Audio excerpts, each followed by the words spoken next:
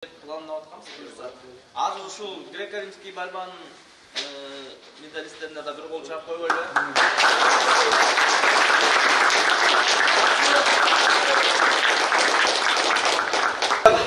Бүгүн жакшы күн болду. Буюрса мына күрөштөн бир күндү жыйынтыктадык. Андан да бир кымбат кызыбыз менен Адилет инибиз бир күмүш, бир коло медаль утушунар менен бул башталышы болсун.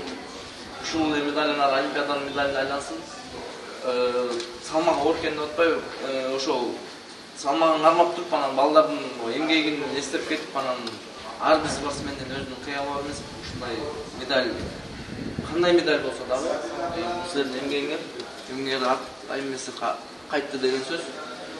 Ушул агайыңарга чоң рахмат. Ушул жерде канча эмгек кылып жүрөт. Ушул өзүбүздүн агайларыбыз канча жашка келбесе дагы биз менен чогуу канча кыйынчылык көрүп, ар бириңер жаныңарда ушул агайларыбызга бир кол чаап коелу.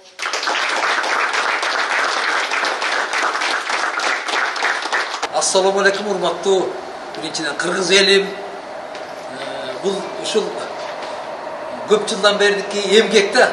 Нарыкка кирип деген элди сүйүндүрүп, баарын ошол такшыларына ошо ийгилик каалайм. Олимпиада Парижге максат коюп, Айтканыңыз келсин деп. Жок.